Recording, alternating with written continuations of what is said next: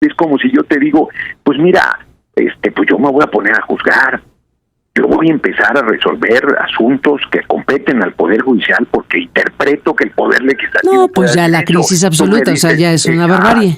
Exacto. Tú me dirías, oye, eso... Por eso es en crisis constitucional. No, por eso, pero a ver, no, Carmen, lo primero que tú me tendrías que preguntar es dónde fundamenta semejante barbaridad de resolución. ¿De dónde sacas tú? Dime en qué artículo de la Constitución... Lo tendrán que fundamentar los ministros. Por eso yo te pregunto, inclusive, ya que estás en esa posición, dime en qué parte de la Constitución dice que el Poder Judicial puede hacer lo que no tú seré dices yo la que diga eso, Gerardo, será la Corte Suprema. No, es que tú me... Por eso... No.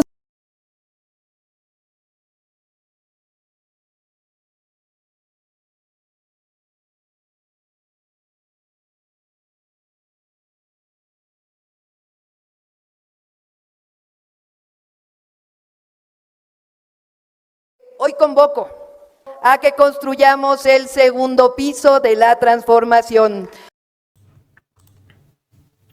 Amigos, bienvenidos a una nueva transmisión más a su canal en el segundo piso. Servidor Edwin Rodríguez, transmitiéndoles desde el día de hoy. Nos seguimos encontrando en este miércoles 1 de enero del 2025. Si nos estás viendo por primera vez, muchísimas gracias por tu tiempo y por tu espacio. Solamente pido tu apoyo con la suscripción para que cada día podamos ser más en esta gran familia del segundo piso. Amigos, pues vamos a seguir simplemente con este recuento de los daños para la oposición, puesto que todos siguen duro y dale con el tema de esta reforma al Poder Judicial, pero ciertos periodistas simplemente hicieron pasar por mártires a todos estos jueces, ministros, sobre todo a los ministros. Pero Fernández Noroña, quien es el actual presidente del Senado de la República, salía a cada uno de los espacios simplemente a aplacarlos, puesto lo que estaba pretendiendo hacer la Suprema Corte de Justicia de la Nación era algo sin precedentes. El querer hacer lo que ellos quieran y que los otros poderes simplemente que se aguanten. Eso es lo que ellos pretendían hacer. En esta ocasión, así es como simplemente, aparte de que ya se quitó la máscara por completo a Carmen Aristegui, Fernández Noroña simplemente llegó a aplacarla, a callarla en pleno programa. Y lo hizo de esta forma. Ahora sí que, escuchen ustedes. Estamos hablando, Gerardo Fernández Noroña, de una circunstancia. Tú mismo hiciste declaraciones. Aquí comentamos ayer tu entrevista con La Razón, que fue muy comentada por obvias razones. Tus expresiones, tu manera de decir las cosas, esta figura del choque de trenes. Y déjame recuperarlo porque tú dices, van 2 carros, uno frente a otro, uno se tendrá que quitar y no es el nuestro. Dijiste, nosotros traemos un tráiler y ellos van en un Volkswagen. No tienen ninguna posibilidad. Es el pueblo que lo terminó y tenemos la mayoría calificada. Un tráiler contra un Volkswagen. Esta es tu expresión de ayer. Bueno, publicada ayer. Sí, bueno, esa entrevista fue hecha creo que la semana pasada, pero... ¿Pero sigues pensando igual? ¿En día se puede cambiar? Pero por supuesto. Yo no, ahora sí que no digo una cosa en público y otra en privado. No, esta fue pública además. Digo lo mismo y me parece que acordar una transición, si eso es posible, pues sería muy positivo para todo el mundo, para el propio Poder Judicial, para la patria, para todo el mundo. Pero a ver, coincido plenamente. O sea, será lo mejor de lo mejor que le puede pasar a México es que se sienten los poderes a discutir y analizar lo que está sucediendo, porque efectivamente esto que tú dices, tráiler contra Volkswagen o tren contra tren o lo que sea, es una circunstancia que lleva a la idea de la crisis constitucional y peores cosas. Es que ya lo comenté. Por eso, pero hasta el punto de discutir la reforma misma. Creo que no. Pero si estoy declarando que la elección de las personas... Primero, no hay reforma. La reforma ya no existe. Hay una constitución vigente. Hay una constitución reformada. Que se tiene que reformar porque hubo contradicciones y errores. No, primero no son errores. Hay una cosa ubicada ahí que yo, por cierto, no he revisado, pero que tampoco es sustancial. A ver, ahí dice que no se va a elegir la presidencia de la Corte, dice que se va a elegir el primero de 2 maneras distintas. No es cierto. Ahí están los artículos. Lo que a ver, dame oportunidad de explicarte. Lo que ahí dice es que se elige a la presidencia de la Suprema Corte de Justicia por el voto universal decreto directo a la persona que tenga más votos. Más debe ser mujer, porque son 5-4, y en esta ocasión, por única ocasión, será determinado que sea mujer. Después la siguiente selección es la persona que tenga más votos. luego dice un artículo que que es rotativa y que cada 2 años el Pleno de la Corte se pondrá de acuerdo de quién sustituye a quien fue elegida por el voto universal, secreto y directo. Y hay otra parte donde dice que dura 4 años. Esa es la única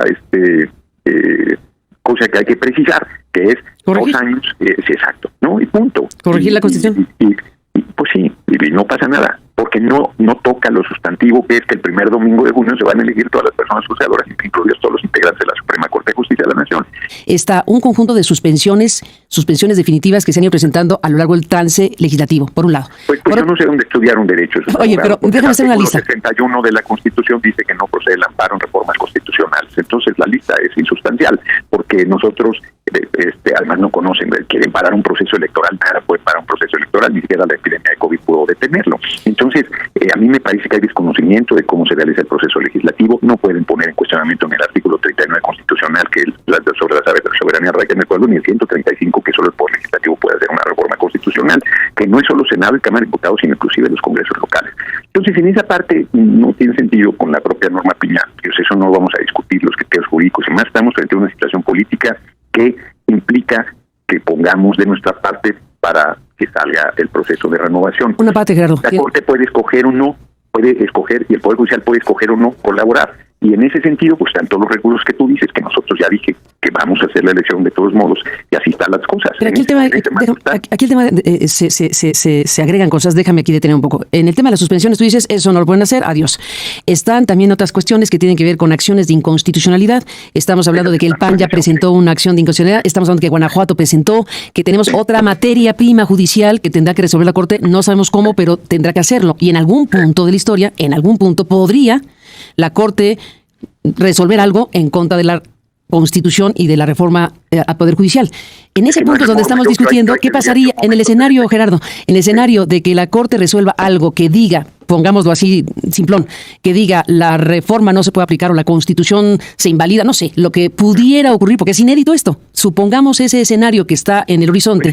Sí, supongamos que la Corte dice que la Constitución son ellos. Bueno, supongamos. No son. Bueno, no creo que digan eso, pero supongamos que dicen que la reforma no se aplica por alguna razón. A ver, yo llevo rato explicándote que no hay reforma.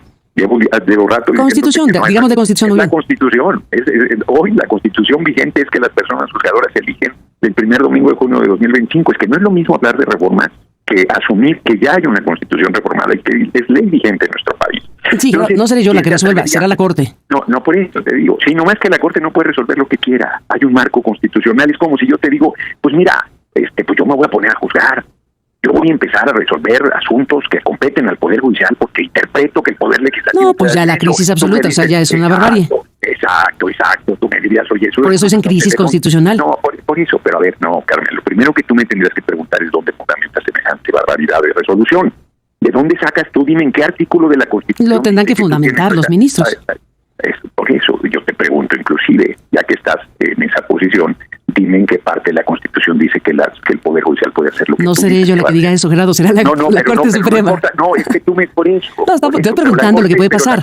No, y yo te estoy contestando, es que la Corte no puede decir lo que quiera, tiene que fundamentar. Y yo te pregunto, pregunto públicamente, si hay un abogado que nos ilustre y nos diga en qué parte de la Constitución, que me diga en qué parte de la Constitución tienen fundamento para echar atrás una reforma hecha a la Constitución que ya es ley vigente. Si me dicen dónde dice eso, yo digo, caray, qué ignorante he sido, porque no sabía que tenían semejante poder, porque no lo tienen.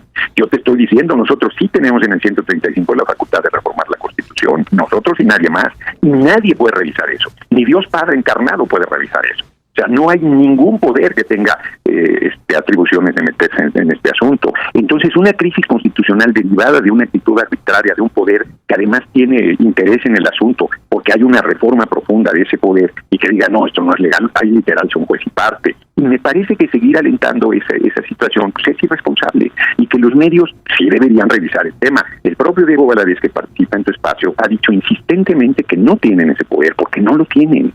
Y Diego Valadez ha criticado, pero hasta que se ha cansado, con razones que él tiene, que yo no comparto, pero que son sus razones, de que es una mala reforma. Pero si esa fue una mala reforma o no, pues es otra historia, ya es ley vigente. Y me parece que en ese escenario es donde podemos llegar a un entendimiento, pues de que hay que superar esto, y que hay que ver que se haga la elección, y que hay que ver el relevo, y que hay que ver todo eso en las mejores condiciones. Realmente nosotros estamos en esa posición, No hay ninguna posibilidad de que nosotros cambiemos un milímetro nuestra posición. Ni podemos ni queremos.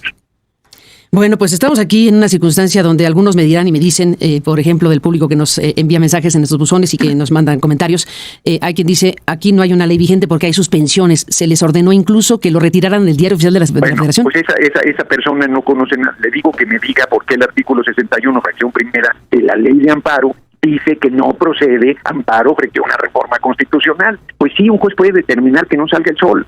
Sí, puede decir que ya le prohíbe al sol salir, nada más que ni tiene esa facultad ni tiene esa atribución, porque además son simpáticos. Jueces que reclaman que la gente que va a entrar al Poder Judicial, o ellos mismos, porque el 100% de las actuales personas juzgadoras pueden ir a la elección, tienen pase en directo. El Poder Judicial tiene ahora sí que hay un 200%, el 100% de las actuales personas juzgadoras pueden ir a la elección, y aparte un tercio de las candidaturas puede proponerlas al Poder Judicial. Eso no lo puede hacer ni el Ejecutivo ni el Legislativo, solo pueden proponer un tercio cada uno, bueno, de la totalidad, ¿no? Ahora bien, no pueden ellos tomarse una atribución que no existe. Dicen que haya conocimiento. Bueno, pues como un juez cualquiera que no sabe derecho constitucional va a resolver. Pero ¿quién decide eso, Gerardo? Es un punto importantísimo, lo que estás diciendo. Pues fíjate, qué gran punto traes acá. Yo te vuelvo a decir que en qué parte de la Constitución esa persona... ¿Y en qué parte de la Constitución dice que deben desacatar lo que diga un juez, así no te gusta ese juez? A ver, otra vez. Si el juez decide que condena a pena de muerte, yo te digo que ¿dónde dice que te puede condenar a pena de muerte? ¿Y si la Constitución dice que hay que haber pena de muerte también? A ver, que no es el caso, pero es la misma figura. A ver, por eso, es que ni siquiera yo creo que no me estás queriendo oír. Sí, te oigo. No. Si un juez te condena si un juez te condena pena de muerte, lo primero que yo preguntaría es dónde dice que te pueden condenar. Pues claro que no, y eso se tiene que impugnar. Oiga, juez, no tiene razón, y vas a impugnar lo que dice el juez. No, yo no. O lo desacatas simplemente. A ver, no, yo no voy a impugnar porque no hay dónde impugnar, porque no hay un recurso para ver. Siempre hay recursos para impugnar. A ver, no hay recurso para revisar la constitucionalidad. No, ese no, yo me refiero a las suspensiones. A ver, no me creas a mí, yo no soy abogado, invítalo otra vez a Diego Valadez. Sí, están invitadísimos. Bueno, por eso, y te lo ha dicho ahí, que no hay nada que pueda detener. Pero ahorita estás hablando de las suspensiones nada más. Por eso. ¿Cómo va a haber una suspensión frente a un acto constitucional? Estoy de acuerdo que puede ser o no, pero digo, ¿quién tiene que resolver eso? Además, ¿ustedes como políticos o los otros jueces que revisan los jueces? Otra vez, no se me quiere oír. Sí te oigo. El Poder Judicial, no, es que no me oyes. Yo estoy diciendo que el artículo 135 constitucional dice que para hacer una reforma a la Constitución tiene que ser un tercio del Senado, un tercio de la Cámara de Diputados y la mitad más uno de los congresos locales. Eso dice. Somos los que tenemos la única facultad de eso. Y nadie puede detener eso. Si en el proceso se hace, si se hubiese hecho mal, que no se hizo mal nunca, ¿no? Pero una vez aprobada, eso no se puede echar atrás. El único que puede volver a cambiar la Constitución es el constituyente permanente, como se le dice, en ese proceso que está establecido en la Constitución. Yo vuelvo a preguntar a estos leguleyos que dicen que hay suspensiones y no sé cuántas cosas, que me digan dónde dicen en el marco constitucional que tienen ese poder, que tienen esa facultad. No lo tienen, porque el Poder Judicial tiene que asumir que ya está siendo reformado, que ese proceso va en camino y que no lo puede detener nadie, menos ellos que son literal juez y parte, mucho menos ellos. Dime una cosa, Gerardo. No te enojes conmigo, déjame plantearte algo. No te enojes, a ver, estamos hablando, déjame preguntarte una cosa. Yo te podría decir un adjetivo también a tu conducta y me parecería una... No, ¿para qué vas a adjetivar? No, ni tú ni yo tenemos que adjetivar nuestra conducta. Estamos hablando y cada quien tiene una... Yo pregunto, tú contestas y estamos en eso. No me digas que no me enoje porque yo te explico y te vuelvo a explicar y te vuelvo a explicar. Bueno, déjame preguntarte una cosa. No es enojo. Déjame agregar una cosa. Déjame este punto, te propongo. Déjame agregar una cosa respecto a lo que estás planteando. Aquí las personas con las que hemos podido hablar nos hablan, por ejemplo, de esta otra parte que me parece importante escucharte. El artículo 135 de la Constitución, nos han dicho abogados y gente que sabe el tema, establece que cómo se reforma la Constitución. Es decir, existe claramente en el artículo 135 cómo se reforma la Constitución, y entonces aquí nos plantean si las reglas establecidas no se cumplen para reformar la Constitución, ¿quién revisa eso? Y entonces aquí viene el punto de si la Corte puede o debe revisar cómo se legisló el asunto, y aquí están hablando de si hubo o no quórum legal, cuestiones que se tendrían que comprobar o no, pero se está también discutiendo si el proceso legislativo se llevó a cabo acorde a las normas establecidas para ese propósito y que la reforma aprobada se aprobó de la manera correcta en términos de lo que dicen las normas. Ahí está un filón donde la Corte también tendrá que pronunciarse. ¿Qué me dices de esta parte, Gerardo? Bueno, que todo fue de cara a la nación, que no se detuvo el proceso en ningún momento porque todo el tiempo se respetó, y que una vez aprobada la reforma constitucional y vuelta a Constitución, eso no lo puede detener nadie. El artículo 136 de la Constitución dice que la Constitución es inviolable, pero parte del supuesto de que pueden echar atrás cosas de la Constitución y pueden violarla. Y por lo tanto dice de manera bellísima que una vez que el pueblo recupere su libertad, la Constitución volverá a valer y las personas que colaboraron con ese gobierno violentando la Constitución deben deben ser juzgados. En todo caso, podrían irse al artículo 136 constitucional si dijeran que nosotros rompimos los pilares fundamentales del marco constitucional cuando el pueblo les diera la razón de que esto así fue. Dicho de otra manera, el único que puede echar atrás los cambios constitucionales que hicimos es el soberano, que es el pueblo y que está por encima de los tres poderes de la República, nadie más. Los que se crean con la luz suficiente para ilustrarnos de que nos hemos equivocado, pues están pecando de pedantería, porque no hay ningún poder y ninguna persona que tenga esa responsabilidad en el marco constitucional. Perfecto. Bueno, entonces dejamos hasta aquí la charla, si te parece. Quedaremos al pendiente de otras conversaciones, si me lo permites. Por lo pronto, aquí queda el planteamiento. Les digo, siempre Aristegui queriéndole pues voltear la tortilla, pero no se dejó Fernández Noroña y así la aplacó.